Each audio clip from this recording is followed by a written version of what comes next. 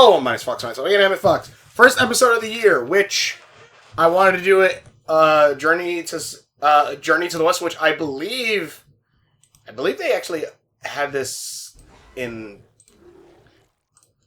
what? I think the last one that came out was actually like legitimately a year ago. At least I'm pretty sure I saw it a year ago. I think it was even my first video of 2024 was me reacting to this one.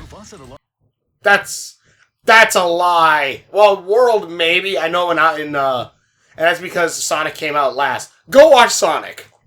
Go watch Sonic 3. Yeah, 1 year ago. Okay.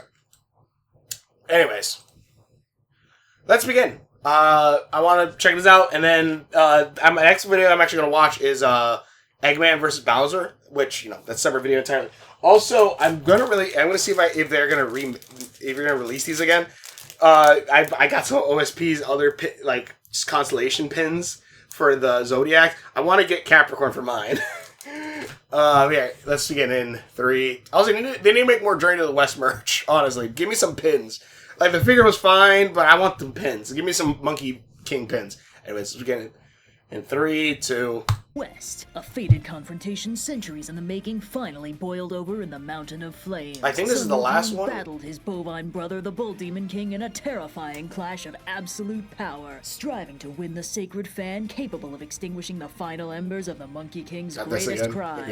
The armies of heaven poured out in force to fight alongside the sage they once...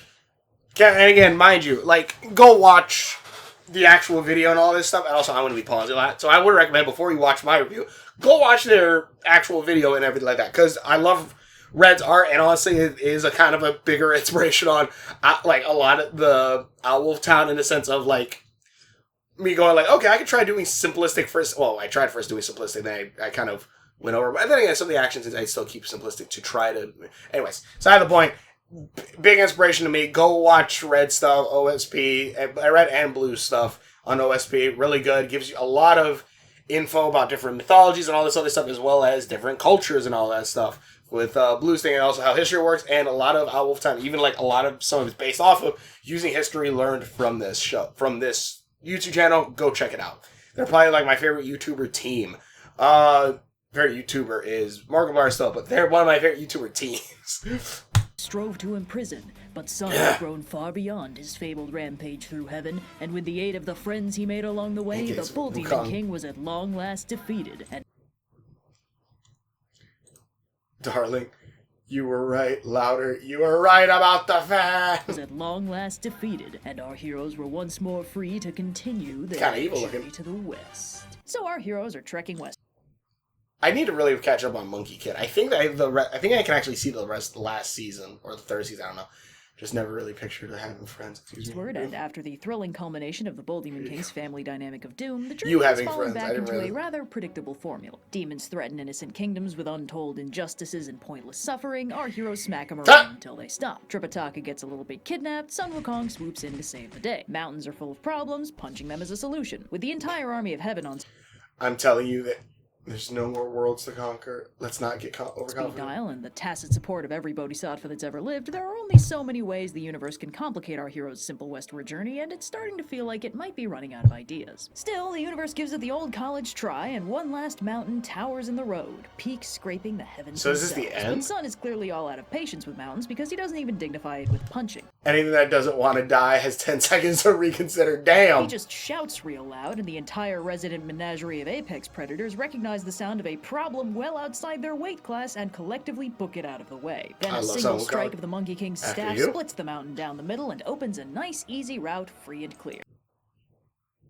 Wait a minute. Is the whole thing in because there's a few of them, but I can't even really think of them. The main one that comes to mind is Breath of the Wild.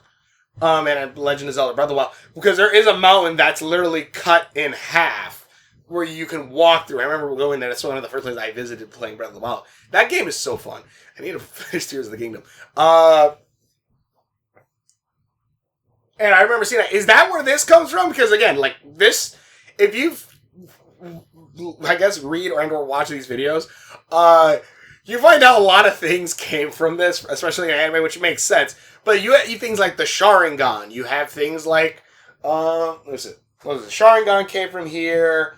Obviously, everything that happened with Dragon Ball Z, pretty much, like, even, like, the Saiyans being, there's 4 Saiyans that are alive originally and all this other stuff. Like, a lot of it came from Journey to the West. There's a lot of other things, I just can't remember them, sadly. So, that's actually, like, I'm wondering if the whole Half Mountain thing actually came from Journey to the West, too.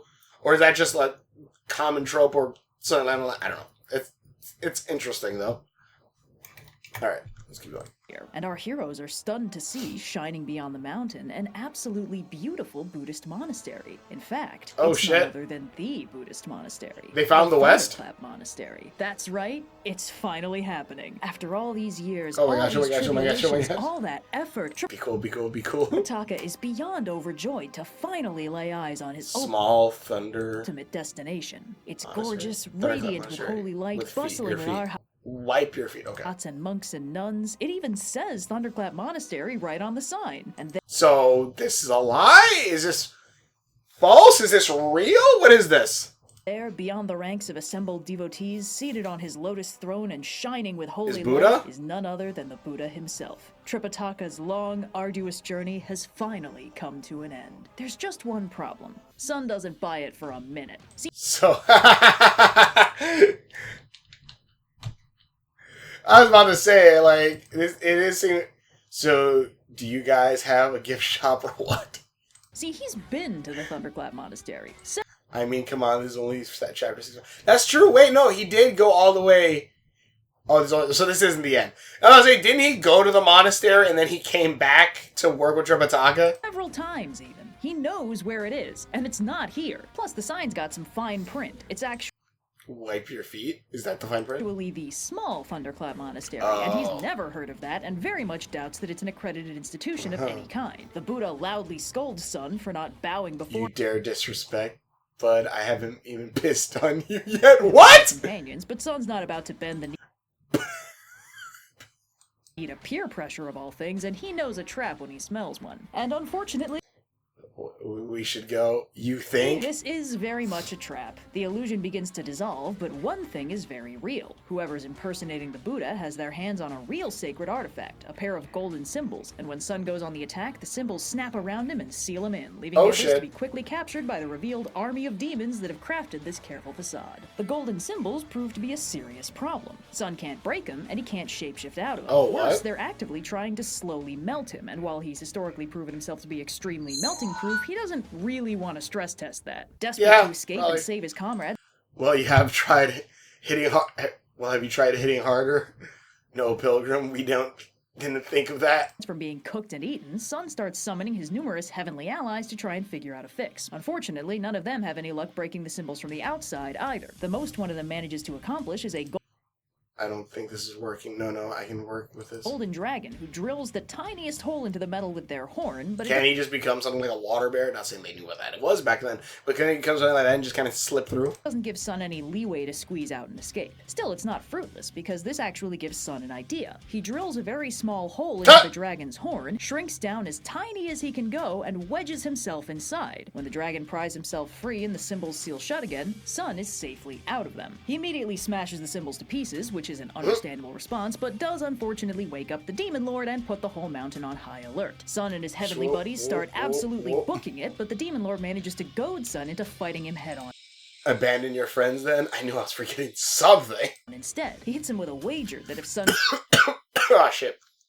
So the victor goes the enlightenment. I don't think you know what that word means. Can defeat him in single combat, he'll release all his friends. But if he can't, the Demon Lord will devour them all, then complete their pilgrimage for them and take all the enlightenment for himself. Which is definitely how enlightenment works. Sun, of course, cannot resist the invitation to have a big awesome fight scene, so he duels them. I love the simplicity of Red's designs for the characters. I really, really do.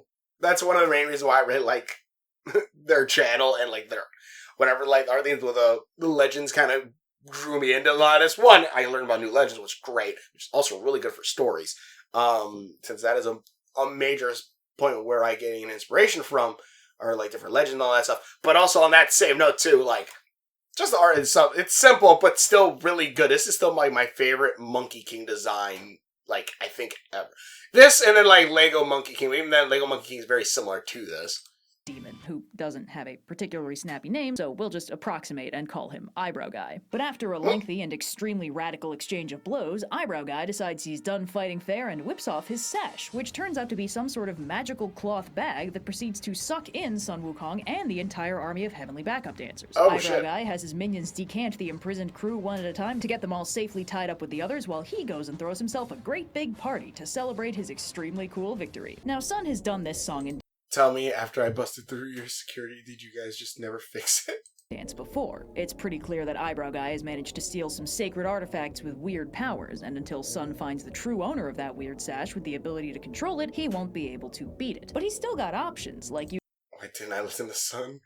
Oh, hang on. They're playing my song. using his prodigious shapeshifting ability to effortlessly break himself out, followed by literally everybody else. The escape plan only goes awry when he tries to retrieve everyone's weapons and gear and accidentally raises the alarm again, escalating everything into a knock. Don't you do it.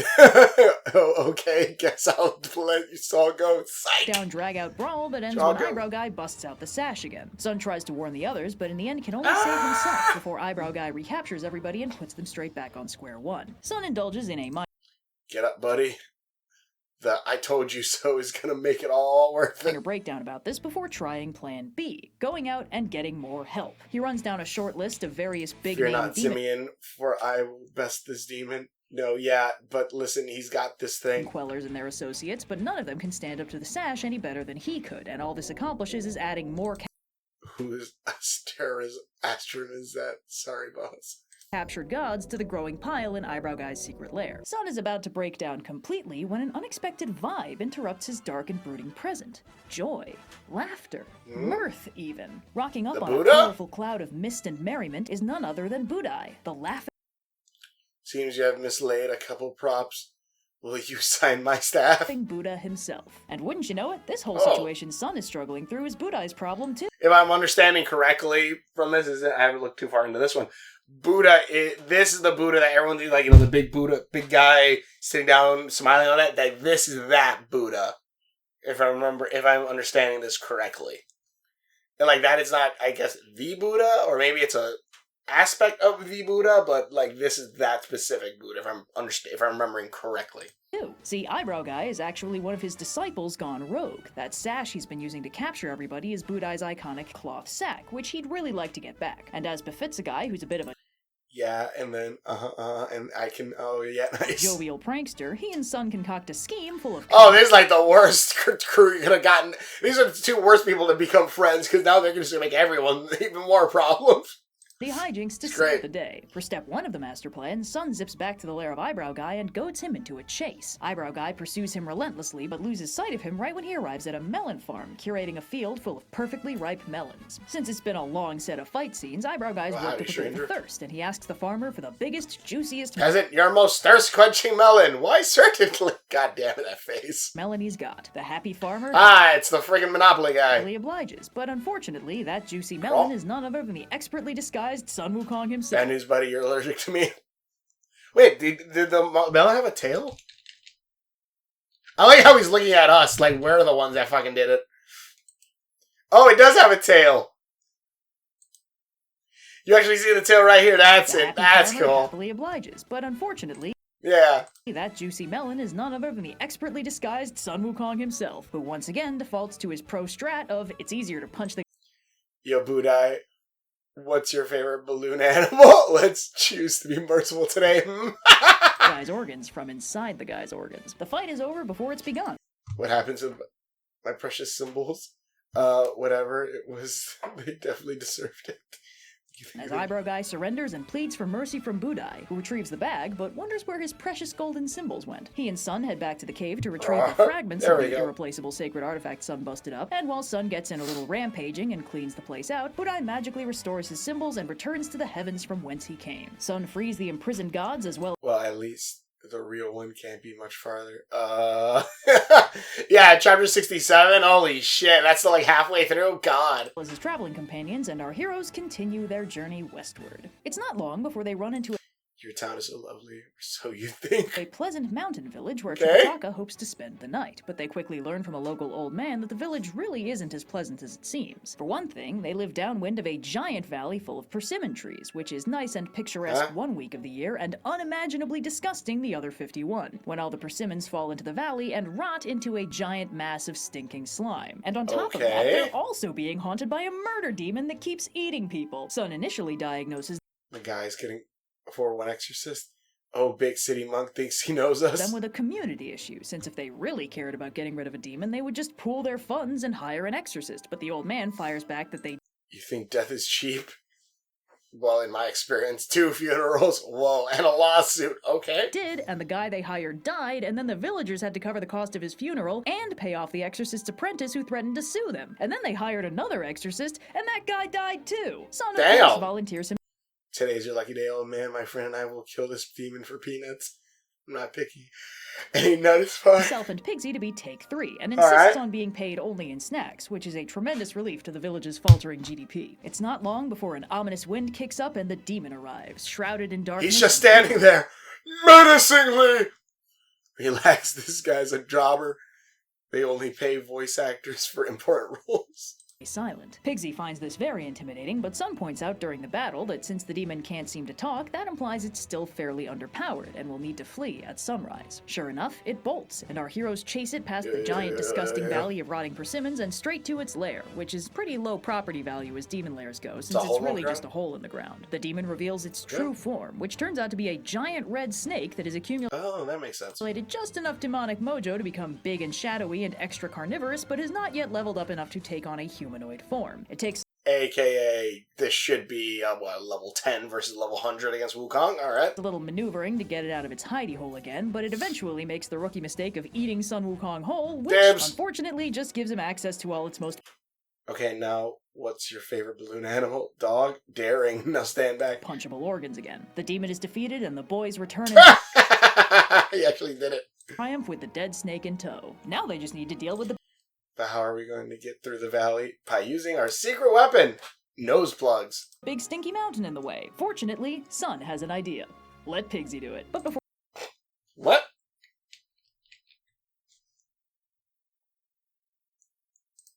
Fortunately, Sun has an idea. Let Pigsy do it. This guy right here, always gotta be the hero. Before he has a chance... Wait, what? Villagers, my noble friend needs all the food you can spare. To get too butthurt, Sun explains to the villagers that they need to feed Pigsy as much food as they can possibly make, and that immediately brings Pigsy around on this plan, because for a task this daunting, he's gonna need to transform into his ultimate form, a truly enormous kaiju-scale giant pig. Really? Okay, I'm liking Pigsy a little bit more now. Could he do this the whole time?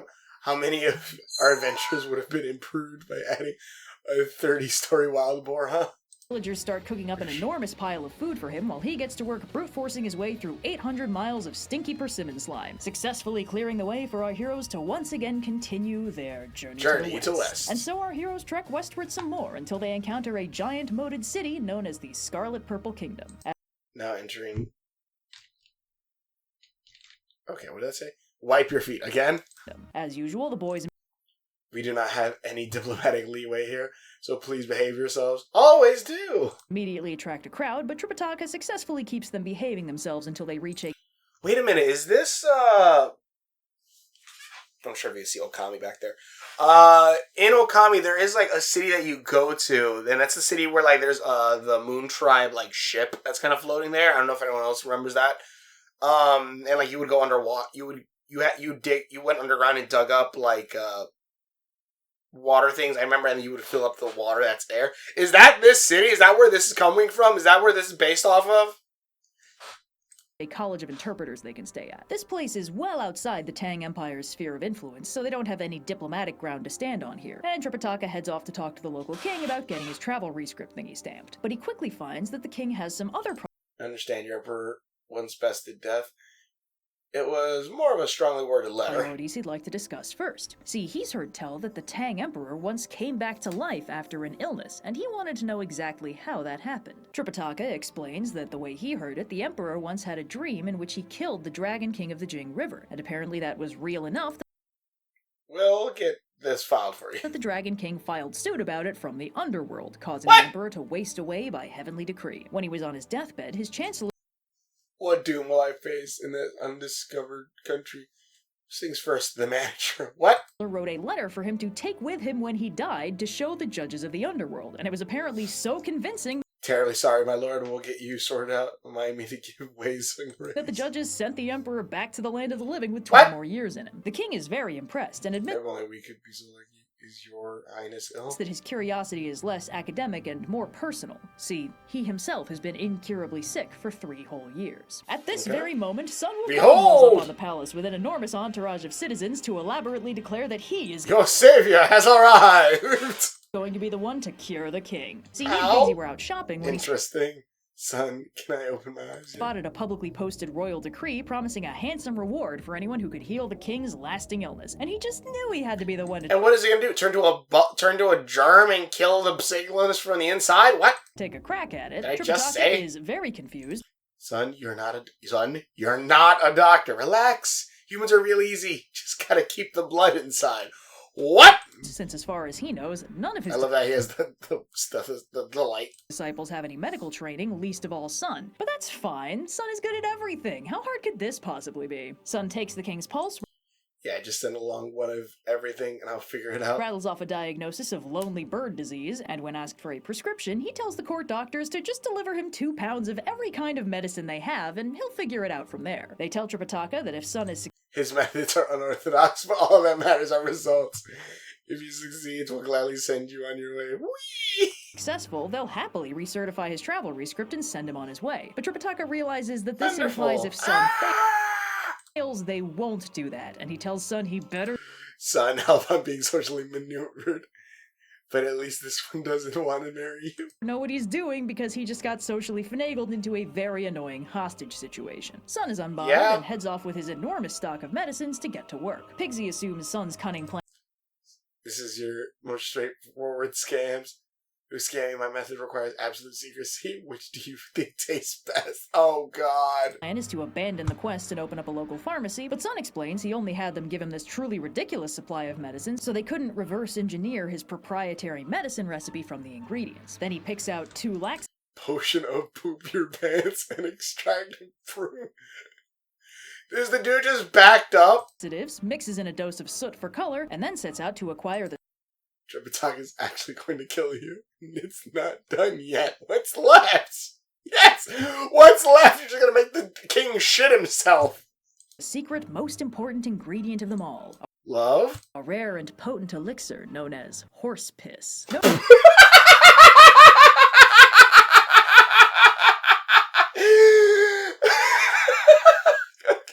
I didn't see that coming. Alright. I didn't see that coming. Holy shit, okay.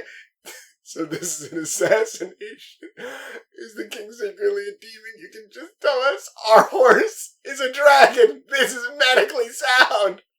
Wait, it's his piss? Oh, wait, no, it's the dragon's piss. Okay. No, hear him out. Remember, their horse is actually a magical dragon horse whose piss therefore has innumerable magical qualities and is capable of curing all mortal diseases. So is he just gonna shit up? You, as P-Mawen and a doctor, I order you to piss. What the fuck is happening? However, it's the peace on all over again! When they go out to collect this precious liquid gold, the horse is very uncooperative. He transforms into a humanoid. You can't just ask me to unleash this on the world. Also, he could have turned into a humanoid form this entire time. Oh wait, no, because he was just a dragon. I don't think he ever took on a humanoid form before. To explain himself, and he tells them that he can't just piss like it's no big deal. They don't understand what they're asking for here. His heavenly piss is so magical. I picked the right video to start this year off with. What the fuck is happening? That it can transform fish into dragons and ordinary grasses into divine agaric. This is powerful stuff, far too powerful to unleash on an unsuspecting world. He's been holding it in for literally thousands of miles. They're gonna drown the town in piss!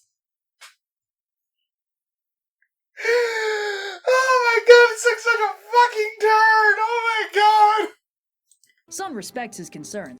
You're a true hero, but you can trust us. I do, brother, I do. But explains that it's a matter of life and death. They need the dragon horse's magical piss to cure the king, or they might...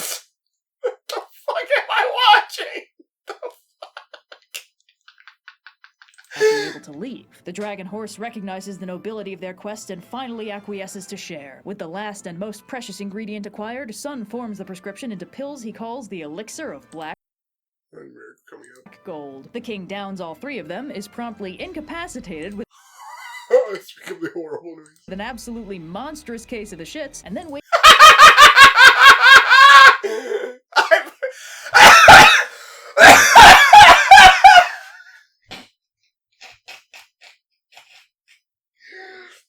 fucking God damn it! I'm cure feasting for everyone, yay! Wakes up feeling better than he has in There's toilet paper on his foot. Years. In the celebration of Sun Wukong's great accomplishment, the king throws a massive banquet for everyone. But as they're all celebrating, Doctor, you should know the true cause of anxiety. It made me very ill. It's gotta be exhausting being so the king confides in Sun that his illness wasn't quite as mysterious as he framed it. He's known all along that it was actually caused by anxiety. Sun says that of course he already knew that, but what he didn't know was the cause of that anxiety. And the king explains that he's been morose and stressed ever since the abduction of his queen 3 years ago by a terrifying demon who calls himself Jupiter's rival. On top of that initial tragedy, Jupiter's rival? What the fuck? Like Jupiter, like in Zeus? Holy shit, I need to write that down. Ever since that day, the demon has regularly sent minions to abduct servant girls from the palace, keeping the king's grief and anxiety at a nice slow boil. As if on cue, one such My master demands fresh courtesans. Relax, your majesty. I'm multidisciplinary. demonic minion appears in a massive gust of wind, demanding 2 fresh servants, which Sun Wukong is not about and naturally starts throwing hands. He manages to snap the demon's lance in half, causing it to flee in terror. Looks like you got an iron deficiency. Now hold still! And Sun flies off after it to do what he does best. As he approaches the demon's mountain lair, he sees it briefly crowned by a massive explosion of smoke, fire, and sand. And he also notices a little courier demon sprinting down the road away from the mountain and towards the kingdom he just left. He decides to eavesdrop a little and boy, oh boy, off to declare war. That queen's an awful lot of trouble, and she's not even worth it if the boss can't touch her. And here's the demon courier explaining to himself that the Demon King is not going to stand for his minion being attacked like that, and the courier's been sent on his way right now to deliver a declaration of... Red, I ain't gonna lie, you missed... I think you kind of missed the... Take that out, and then you missed coloring in the rest of his foot and leg. War on the Scarlet Purple Kingdom. And he also notes that even though the demon abducted the queen 3 years ago, he hasn't been able to do anything to her, which is a real bummer. Sun gets curious about that. Excuse me, non-suspicious pedestrian. What was that about a queen?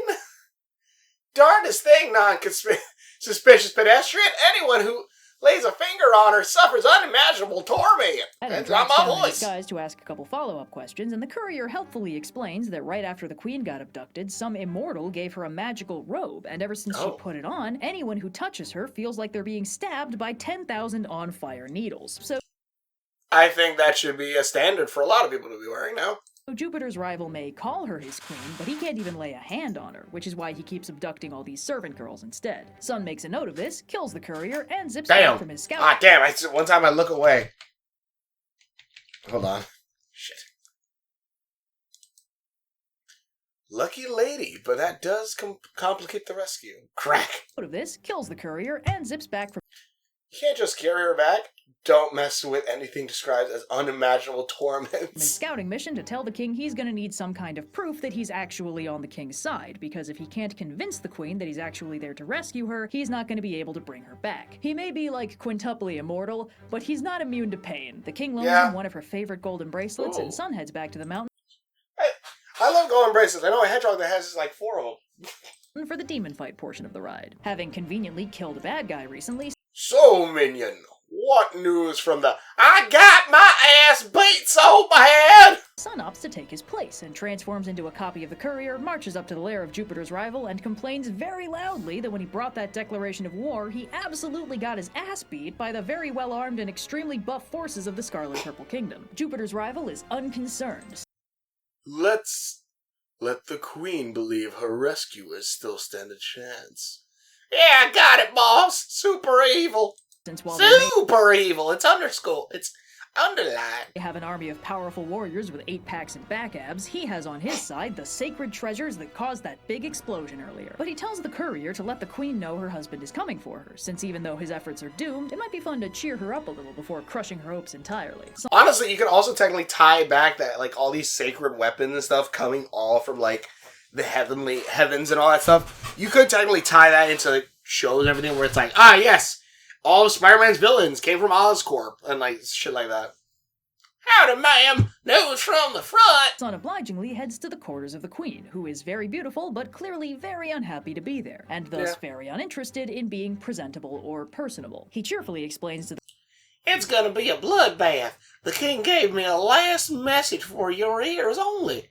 Everyone out. The queen that her husband is about to go to war, but he also had a... Again, the simplicity of it. The simplicity of the designs. Because I really like how she looks. The design is really great. It's simple, and you can tell she's very disheveled and messed up, and also like, yeah, whatever. Special message just for her that he can't share with the other servants around. She dismisses them, and he immediately wipes off... The secret message is, I'm here to save you. Please do not hug me. His disguise and tells her not to be scared. He's here to save her. He shows her the bracelet the king loaned him, and the two of them promptly get to work on planning her rescue. Fortunately, she knows... Those bells of his are deadly, and he's never takes them off. Unfortunately, one of us is going to have much more luck convincing him to undress. A lot about Jupiter's rival and his weapons. She tells Sun that his most dangerous tool is a set of 3 golden bells that conjure fire, smoke, and toxic sand. He never takes them off, but Sun tells the queen that she is going to need to help him with that. She'll need to persuade the demon... Oh, the Iron Fan. Like, 90% of Naruto is based on Journey to the West. ...to give the bells to her. Sun heads back to Jupiter's rival and... Good news, big man! She's ready to settle! Tells him he told the queen the king didn't want her anymore, and now that she's realized there's no hope of rescue, she's ready to make herself his consort once and for all. This dude's like, what the fuck, really? Jupiter's rival goes all... Also, I'm surprised Sun Wukong didn't just turn into her. Just never thought you really liked me, since you never bring me anything cool. A cartoon wolf whistle about it, but, of course, still can't actually touch the queen, so when she tells him she'd really believe he liked her if he showed her some real treasures, he's so desperate for the positive attention that he immediately strips off the golden bells and leaves them in her... How's this for cool? But also be so careful. Hands. Unfortunately, when Sun tries to sneak out with them, he gives them just a little bit of a jangle, causing a massive explosion and an immediate failure of the stealth mission. Okay. Sun manages to train... Seal the exits! Find the intruder! Transform into a fly and hide while the demon's forces go on high alert, but the doors are sealed with him inside. He finds the queen and... Trust me, these setbacks happen all the time. Despair, since she assumes her rescue has failed, but he very quietly explains to her that he's not dead, just a little stuck, and he's gonna need her to lure in the demon one more time so they can get the bells back and then both escape. And just to be sure it all works out smoothly, he'll take the form of one of her servants and stay with her the whole time. The queen once again... Oh, this is a nice side mission. Somewhat... a nice escort mission, that's what I meant to say. Some wine to take your mind off things? Some mind to take your mind off things? Okay! Jupiter's rival, this time to share a pleasant evening of consuming enormous amounts of alcohol. The queen, like always, plays a consummate host and a perfect consort, and once again, Jupiter's rival is torn between getting exactly what he always wanted and the whole 10,000 horrible stabbing pains thing. While the demon is flustered, Sun... What the fuck is he sending fleas? Yeah, I'm a big fan of long ones. Oh, wow. Get him, boys. Decides to make his situation much worse by unleashing a sneaky horde of vicious stinging insects that crawl into the demon's clothes. I swear this never happens. I'm so good at baths.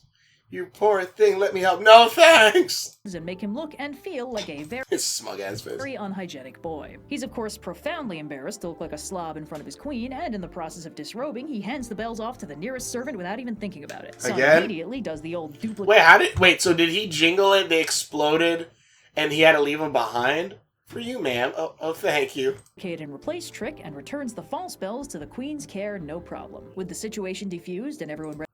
Would you like to stay the night, my love? No, thank you! To turn in for the night in chaste separate beds, Sun quietly excuses himself out the front door, then immediately turns around... Nice to meet you, stranger! around and smashes the door down to challenge the Demon King. A brawl, of course, follows. He and Jupiter's rival have a rad but inconclusive battle, but then the demon asks to Time out. I need a breakfast. Of course, we're not animals, says the monkey. Be excused so he can go have some breakfast and definitely not retrieve his sacred OP treasure bells. Sun lets him go, and the demon retrieves the bells. He'll never know what hit him.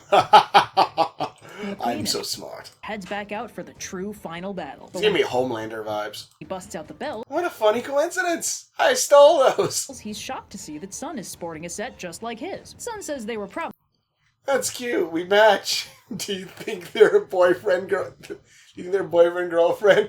No, I do not. Now die. Be forged at the same time as a matching set, and Jupiter's rival must have the male version, while Sun has the female ones. The demon says it's ridiculous to gender inanimate objects, shakes the bells, finds that they do absolutely nothing, and concludes. Cling, cling, cling, cling. I swear this never happens. She'll show you how it's done. Oh, damn! They must be having performance anxiety due to the presence of the girl bells. Sun, in turn, busts out his own actually functional. Yeah, I'm adding that to Wolftown. Holy shit, I like those bells. Bells and whips up a massive firestorm with them. You know, for the life of me, I cannot figure out what this metaphor could possibly be. So the Oh, I wonder. demon is trapped in a maelstrom of fire, but just when it looks like he's about to be. Hey, don't dish it out if you can't take the heat. Also, another pretty much is part of every anime ever. Jupiter's barbecue. I don't know if I said that. I know it takes the head of line inspirations, but like pretty much every anime ever almost. Inuyasha's another big one. I actually remember that one. Who should appear in a burst of divine radiance but Kuan Yin? She sprinkles dew on the. So, not to assume, but yes, he's one of mine. Oh boy, oof. Flames to put them out, and Sun bows and asks what she's doing here. She explains that, unfortunately, this demon is another one of her escaped sacred animal friends. This one, her golden wolf that she rides around on special occasions. Oh, yeah. See, look, again, that's another really good thing about, because did I say before, like, his servant guy looked like a wolf. Very wolf-like design. So, yeah, that makes sense. He also kind of gave a little bit of a lion, but I could definitely see the wolf thing. Golden-haired beast, and he's been this is what golden-haired beast, and he's been very bad. Golden-haired beast. Super Saiyan? Occasions. And what he was doing here wasn't just some sort of self-serving ego trip like it might have appeared. It was, in fact, a perversion of heavenly law. See, many years ago, when the king of the Scarlet Purple Kingdom was just the crown prince, he was an avid hunter. And one day, while he was out and about, he wounded 2 birds that turned out to be with the one offspring stone of Mahamayori, the great peacock king. She was outraged at. Okay. I feel like her and Kali would be friends. For his crime, let him suffer heartbreak. 3 years of yearning. Harming his followers, and in retribution, she decreed that the king would spend 3 years in yearning and heartache by being separated from his partner. Kuan Yin was in attendance when this Did I feed the goldfish vigilante justice? decree was made, and so was the wolf. So clearly, when he went rogue, he decided to take matters into his own hands and inflict the punishment himself. Sun points out that maybe I could have a little vigilante justice? Son, as a treat, what do you think? while he may have technically doled out a heaven-approved punishment, he was also absolutely awful to the completely innocent queen, not to mention countless other innocent women. So can he please just kill him a little bit, just this once? He promises not to make a habit of it. Kuan Yin tells Sun It's already a habit. It's chapter 67 and you've killed how many people? No, it's a habit already. It's maybe even an addiction. to just be content that he defeated him and can reunite the king and queen once and for all. Kuan Yin and her wolf leave, and Sun clears out the demon cave. And this is how Okami started. No, Okami doesn't turn golden. No, Okami, I'm driving, wait a minute, does she? I'm like, no, she doesn't. When she becomes Shurenoi, when she's Shurenoi, or when she becomes again Shurenoi, kind of, when she gains all her powers back, she gains her disc, which is like that it's like her base is with a multicolor one, and like she has like the strings coming off her, but she never turns gold Super Saiyan. Rescuing the queen. The question of transport is... We could walk? I'm already on one lengthy walking trip. a little bit dicey. Yeah, but you ride on a cloud half the way.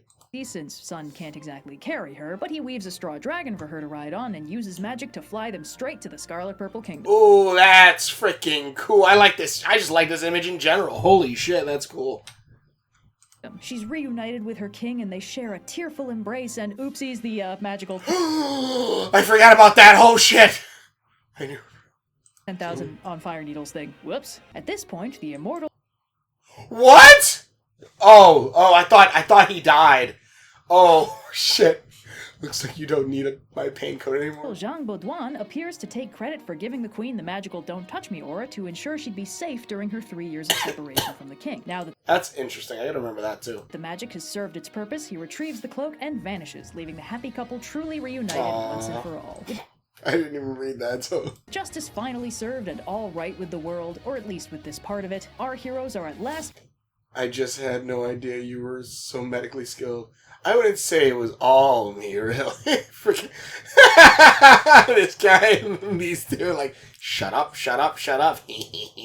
Reunited and can finally continue their journey to the West. They've conquered the false promise of an early end to their story, but how many more adventures remain before our heroes finally reach the true Thunderclap Monastery? Creative problems require innovative solutions, but our pilgrims are getting more practice every day. New challenges wait to be conquered next time on Journey to the West. Interesting. So, God, did this take a massive-ass turn. Yeah, I wasn't expecting his plan was dragon piss. Their horse is actually a ingredient of them all, a rare and potent elixir known as horse piss. Just how she says it, too, the music cuts out. Just how she says it, the music cuts out. I love that shit so much. Not horse piss. That's not what I meant. And potent elixir known as horse piss. No. The immediate cut out of music. The immediate just deadpan horse piss. Like, oh my god, it's so fucking good. And again, because again, that's the thing too. Like, I love Red's art. I've said this already. I love Red's art, and like different things like. Owlwolf Town. If you've seen some of my art, sometimes I draw things without a black outline and I'll give it something like this. And it's usually to signify something that's special. And it's mostly because of like Red's artwork and all that, because I like that contrast that they add the different things that. And even like some of my fight scenes, when I do them, I try to make them very simple, similar to this, where you could have, like, you know, a simplest look, but still somewhat stylized, and obviously make characters different pop and all that stuff. I love this shit so much. And again, design-wise, I love her freaking designs. Even though, like, it's just, like, probably, like, she probably looked at, like, you know, the basic idea of the character and then just drew it out still, but even then, like, I love Sun Wukong's design, and this is still one of my favorites next to Lego Monkey King. Everyone's freaking great. It's cool. We had another kaiju in this one, so that was actually pretty awesome also. With the giant pigsy. I gotta remember, actually, I'm trying to think if the Red Monastery, because the city that's Red one. Honestly, I don't want to look it up because I probably am going to play Okami on a stream at one point, and I kind of want to go in almost. I haven't played it in like 10 or something years. And if you don't know, Okami is my favorite video game ever. But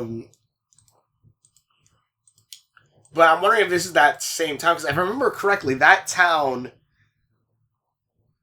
The town in Okami, if I remember correctly, I think that was the town that the king has under a sickness and under a spell. But they mixed that with the Nine-Tailed Fox legend, where it's very similar of the Nine-Tailed Fox was infecting like the king with it instead. So I'm not entirely sure if that's what this city, if the city in Okami is supposed to be this city as well. Not entirely sure on that, but it wouldn't surprise me. Freaking horse piss, goddammit. But God, in the violent shitting. But yeah, like, again, design-wise, God, the art is so good, and it gets, like, obviously it gets the entire thing. Like, I honestly would, like, prints of just some of these scenes, like this or something. Like, it looks so freaking good. Girls from the palace, keeping the king's grief in... And you can tell, like, you know, like, again, like, I was kind of getting a lionish kind of feel to it. But yeah, I can definitely see the wolf thing with, like, the wolf chops and all that stuff. His servant looks way more... His servant definitely gives off wolf thing with, like, the tail and everything, too, so... But yeah, I'm liking this a lot. There definitely is like everything's just freaking like the gods' fault or gods' people. But also, is he technically a werewolf? Because he is a wolf that becomes humanish, or is he just like a wolf demon? I don't know. In either case, it was pretty good. Is she from like more Indian, like around that area, South Asian gods? I guess. Well, I guess China and then South Asia. Yeah, I guess that checks. But yeah, it is pretty good. Although I will say that like probably one of my favorite is probably just this right here. This is freaking cool. This is badass. I always love hoverboards. So like then flying Nimbus also was like freaking badass. So we'll go right on Nimbus and then using his magic to then make a hay dragon. That's just freaking sick. But yeah, this is great. Go check out Red's videos. Go check out Blue. Go check out OSP. They're really, really, really good. I hope you check them out before you watch my little reaction to this. This was kind of great. Also, Happy New Year. This is my first video of the year. I guess Red's going to get one of these out every year because it feels like it was pretty sure it was an exact year last year. Like, I'm pretty sure like it was like December-ish was when she released the Journey to the West then as well.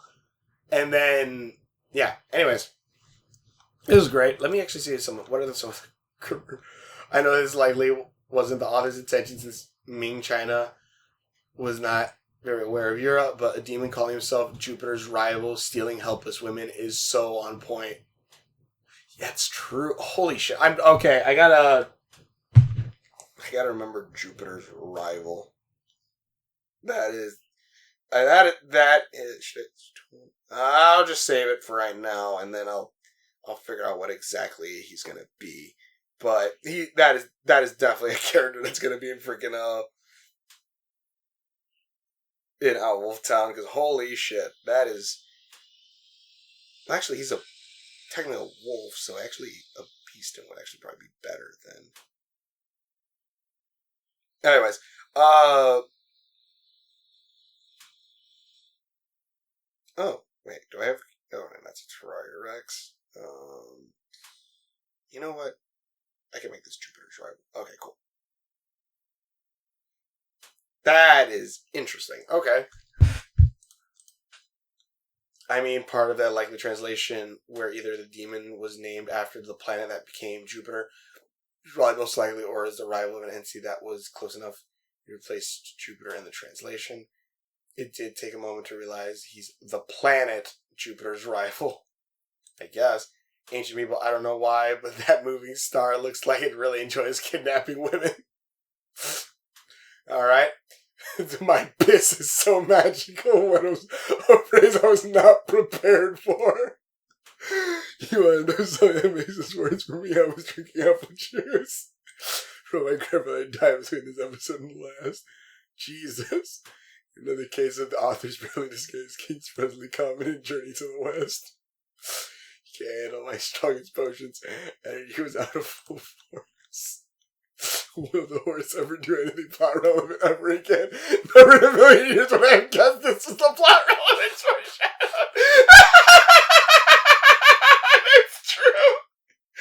Holy shit, it's true. Why the fuck was this it? Oh boy, I'm happy it became true. Not gonna lie. Restore this. Everyone was surprised by that being the relevant thing. But him turning into his human form was a nice change.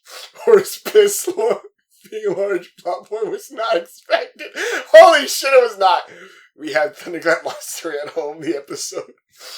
When the horse he turned to you and I just to tell his son off implies that he chooses to stay horse shaped just because he can. It's hilarious. I love it. So you overseas a drop dead gorgeous, which you would see him like that more often. Yeah, that's another really good dragon design. Or a humanoid design. Which, mind you, if anything, if ever you watch, probably it's not intentional, but if you ever watch something like Smallville or some of the early 2000s, where it's a magical creature and then it turns humanoid for it, like, that could technically be a reference to Journey to the West. Brian's running loose, but, you know. But even then, like, most of the animes use that for like, oh yeah, super big powerful demon power condenses into, in a wrong car or some bullshit. Fact that horsey turning humanoid. Just I was like, they're here? That doesn't seem right. We're only 2 minutes into the video. And sure enough, it was a trap. Monkey pissed on Buddha's hand. Pigs insanity pissed in the Immortal's bowl and passed off as an elixir and we're done. Wait, they did? When did that happen? I can't remember. Nah, the horse's piss is used like an illness curing pill. Oh, God. Oh, the things to be a recurring motif in this story. Piss was something I never would have expected. He used to drinking piss to cure anxiety. What a waste. He just started by enlightenment. It's filled with piss and vor as the gods intended. I just want to know.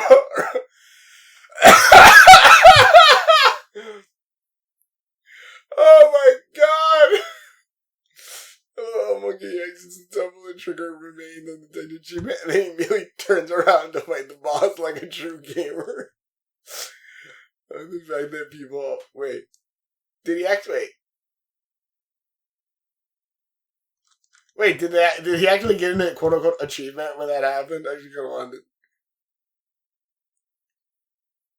I actually want to see.